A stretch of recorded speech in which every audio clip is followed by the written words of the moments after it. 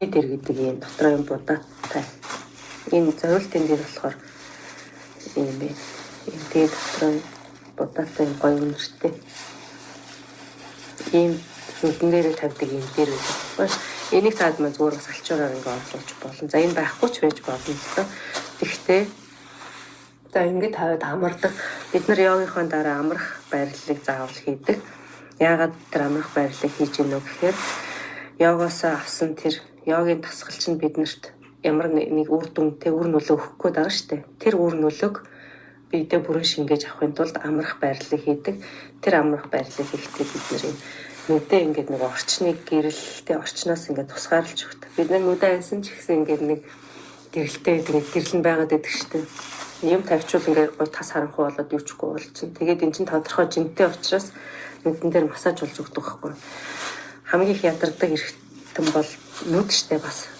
Ингээд сэрсэн цагаасаа ингээд бүх юмтай ингээд хүртэж ингэж бүх юм ингэж харж бид нар өөрөө мэдрэхгүй л байгаа болохоос нүд маш их ядарч байдаг. Тэгэхээр энэ нүдээр дамжиж бид нарын биед бүх зүйл шингэж орж ирж байгаа. Бүх мэдрэмжтэй. Тэгэхээр энэ нүдийг амраахын тулд тодорхой хэмжээний жинтэй энэ жин нь өөрөө массаж болж өгдөг. Тэгээд гэрлээс яг тусгаарлаад ингэ амрааж өгдөг. Ийм учраас ийм нүдний дэрийг бас хэрэглүүл зүгээрээ. Гэхдээ заавал гэсэн юм бол юм байхгүй. Заавлууд нь бол уяа, болог, хүнжил, тэгээ том дэр эднэр. За тэгээд йог хийхдээ гудас байх хэвээр те гудсан дээр хөл нүцгэн одоо дулаахан байгаа юм чинь хөл нүцгэн хийгээл зүгээр аимстай энэ төр зогсоод хийхээр халтраад ингээ гулгаад унчих гад байдаг. Тэгэхээр хөл нүцгэн хийвэл зүгээр байдаг. За тэгээд доошо тонгоох монгоох болон янз бүрийн тасгал хийхээр юм сул юм хүлэхээр юм подоологч цамц өмсчөөр ингээд доошо тонгоохоор нүүрлөө орж ирээд айлсвал ингээд нэг унжиж бариад ингээд төвөгтэй байгаад байдаг. Тэгэхээр би барьсан гэртээ хийж байгаа юм чинь бид нар заавал нэг йогийн хувцас хүмүүс гэдэг шаардлагагүй. Би барьсан подоологтой, би барьсан тэмтрикотой эрт үзтэй гэл хийчихд болно. Ямар нэгэн байдлаар дэшээ доошо тонгоох хөдөлгөхөд танд саад болохооргүй тийм бие барьсан. За хитрхи байруу хувцас өмсүүлсэн ингээд бие чи ингээд бариад хөдөлгөөний чи хязгаарлаад хэцүү шүү дээ. Тэгэхээр яг өөрийгөө мэдрээд өөртөө тийм таатай тухтай ийм хувцас өмсөд за ингээд хийнэ бүгдээрээ.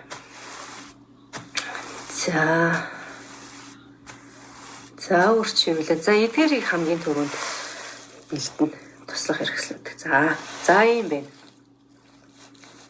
За тэгээд нөгөө бид нар нуруу өвдлөө ямар нэг юм өвдчлөө гэд бие аягүй ингээ бариад цэгнээд бүр ямар ч хөдөлгөөн хийхгүй тэрч хийвэл болох юм болов энэ чивэл болохгүй болов ингээд хийчих юм бол зөвдөх юм болов буруутгах юм болов улам бие ингээд хураагаад ингээ хойш нь татаад бүр юунаас ч ингээд юу ачдаг өвдчихнэ гэд бас хитрхи тэгэж бие тэгэж ингэж юу аж болохгүй. Ямар нэгэн байдлаар тэр биеийг ингээс юмд сорж ингэж шинэ юмд тасгаж тэр булчин шүмсийг ажилуулж тодорхой хэмжээний ачаал авахгүй тэгэл хойш нь ингээд тэгвэл улам нөгөө булчин чангараал одоо улам л муудаад авах учраас юу яана өөрийгөө сорьсон тэр биеийг чагнаад энэ тасгал надад таарч гэнэ үү таарахгүй байна уу гэдгийг мэдэрч тэр тасгалуудад өөрийгөө сорж жоохон өвдөл тодорхой хэмжээгээр нөгөө нэлээ өвчтөе хүмүүс бол тодорхой хэмжээгээр нуус Монголд чи ирэхээр жоохон ачаална штэ. Тэр мэрийг бол даваад хийнэ. За тэгээд даваад хийгсээ ингээд амар өвдөд тахт нь хүчлээд бас хийгээд ээж болохгүй манайхан. Айгуу сайн өөрийгөө мэдрээд бас нэг мэдрээд болж гин дахин хийвэл ч хэцүү юм байна гэдэг юм ийм нэг мэдрэмж ирдэг штэ. Тэр мэдрэмжээ айгуу сайн дагаж хийн шүү манайхан. Тэгээ айгуу сайн өөрийгөө мэдрэх хэрэгтэй. За өшөөч нь. За ерөнхийдөө юм байна.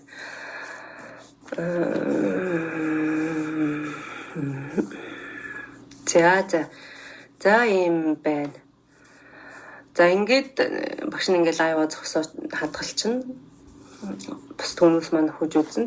За хичээл бол өглөө 6 цагаас 7 цагийн хооронд өглөөний йогийн хичээл орно.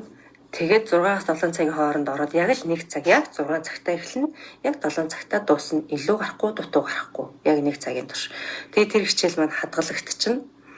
Тэгээд хадгалчихаар та нар маань нөгөө завта зайтай үедээ хийн штэ тий. Заавал өглөө 6 цагт ингээд зэрэгцэж босоод ингээд хийх шаардлагагүй бас. Сайхан нойртой хүмүүс бол унтжгаад тий. Сэрждэг энэ төр хүмүүс байвал бас сэмчин хийчих болно. Унтж байгаа юм хүмүүс байвал сайхан босоод ажуу ардаас нь яах зүйлгүй хүмүүс маань яах нь 9-10 гэд хийж болно. За амьсгалын дасгал гэдэг хичээлийг лекцээ багш нь бас орно. За маргааш хуваар оруулна багш нь. За яг 2 дахь өдөр ийм лекц орно гэд нэрийг ингээ оруулчихна. Тэгэхээр амьсгалын дасгал гэдэг хичээл лекц орно. Тэгэхээр йог чинь та хэд бас сонсчлээсэн баг. Йог бол амьсгалтайгаа хамт хийдэг ийм дасгал гэдэг. Да ялангуяа нурууны йог дээр удаан барина бид нар маш зөөлөн дасгалыг сунгаж удаан хийн. Тэгээ удаан хийхийг маань гол утга учир нь амьсгалын дасгалтаа уйлдуулж хийдэг байхгүй юу. За тэгэхээр яаж амьсгалах уу? Ямар амьсгалын дасгал байдаг? Ямар хөдөлгөөн дээр ямар амьсгалын дасгал, ямар хөдөлгөөн дээр яаж амьсгалах уу гэдгийг бас багш нь лекцээр ороод хэлээд өгчих учраас бас айгүй ойлгомжтой болчихно. За ингээд хамгийн гол йогийн туслах хэрэгсэл амьсгал хоёроо мэдээд авчгаар бас учиртай болчихно. Эднэрийг мэдэхгүйгээр бас йог хийвэл айгүй утгагүй санагддаг. Багшд нь ч гэсэн ингээд нэг хүндээ юу хийгээд байгаагийг ингээ ойлгуулахгүй зүгээр ингээд дагуулаад хийгээд байна гэхээр надад ч ихсэн айгүй жоохон юу яагаад байгаа байхгүй юу. Дутуу оргиол тийм учраас энэ лекцүүдийг ингэж бүр давхар ингэж орж өгдөг байгаа. За тэгээд хичээл 2 сарын турш үргэлжилнэ. Биш ээ. Хичээл 1 сарын турш үргэлжилнэ. За тэгээд 1 сар хичээл хадгалагдаад яг 1 сар олонгууд нөгөө манай админ автоматар ингээд хүмүүс группээс ингээд гаргацдаг. Ийм байгаа шүү. Яг 1 сар болоод яваачдаг гаргацдаг. За багшийн нөгөө нэг юуны йог бясалгал хослсон энгийн йогийн хичээлүүд байгаа шүү дээ. Анхан дунд шатны. За тэр хичээлүүд маань 2 сар явдаг байхгүй юу. Тэрнтэйг анд ороод багш нэлжлээ. Нурууны йог болохоор 1 сар явдаг. За тэгээд нурууны йогийн хичээл дасгалууд хөнгөн байх юм бол бүр үнэхээр ингээ хөнгөн байгаад байвал би энэ бас харцангуй гайгүй байна. Юуны анхан дунд шатны йогт орж болно гэж багш нь үзэж байгаа. Багш нь ч гэсэн тийм байсан. Хазаацсан, ингээ муурайцсан, лордоос тэгшэрсэн ийм үедээ энгийн йогоор эхэлж хичээлж эхэлсэн. Дунд нь маш хүчтэй йогийг оруулж улам өвдсөн. Тэгээд улам өвдөхөөр нь би зураг авахуулаад тэгсэн чинь нөгөө яг оншоо мэдчих авсан. Тэгээд тэрэндээ тохирсон дасгалуудаа зөөлөн хийгээд ирсэн чинь бүр улам гоё болоод ингээд ерөнхийдөө идгээд тэгээд эн чинь 3-4 жил үргэлжилж байгаа процесс шүү дээ. Бараг 5 жил ч байна уу үргэлжилж байгаа. Тэгээд ингээд одоо бол нуруу ингээд бүр ингээд бараг тэгшгэн болцсон шахуу. Ийм баг. Тэгэхээр үр дүн гаргана гэдэг бол багшийн хувьд бол ингээд ийм олон жил дунд нь тасрахгүй өстой багш болтлоо тийм ингээд хүнд заадаг болтлоо ингээд йогоор хичээллээд ингээд үр дүн гарч байгаа нэлээ юм хазаацсан, мөрийцсэн. Тэгээд лордооц ингээд бүслэгээ ингээд тэгшэрсэн. Би ингээд хотгор байгаагүй. Одоо бол багш ингээд сууж муухтай хүртэлж байгаа хотоогоо сууж чаддаг. Хотгор анх ингээд суухад ямар ч тийм хотгор байхгүй ингээд зөрөөсөө л энэ нурууч юм тэв тэгшгэн л юм байдаг гэсэн. Тэгээд ингээд тууштай хичээлж авсаар хагаад ингээд үнэхээр сайжирдаг юм байлээ шүү. Тэгэхээр манайхан тууштай л байна гэсэн үг шүү. За ерөнхийдөө юм. Тэгээд лекцүүдээ үзгээрэй. Би нэг иймэрхүү байж болох юм байна. Минийх нэг энтэй ойролцоотой болох юм байна гэд. Ингээд нэг анхан шатны ойлголтоо өнөө маргааштай багтаад заавал авчаарай. За тийм маргааш амьсгалын хичээл нь маргааш орчно багш нь яаж амьсгалдаг вэ гэдэг хичээл байна. За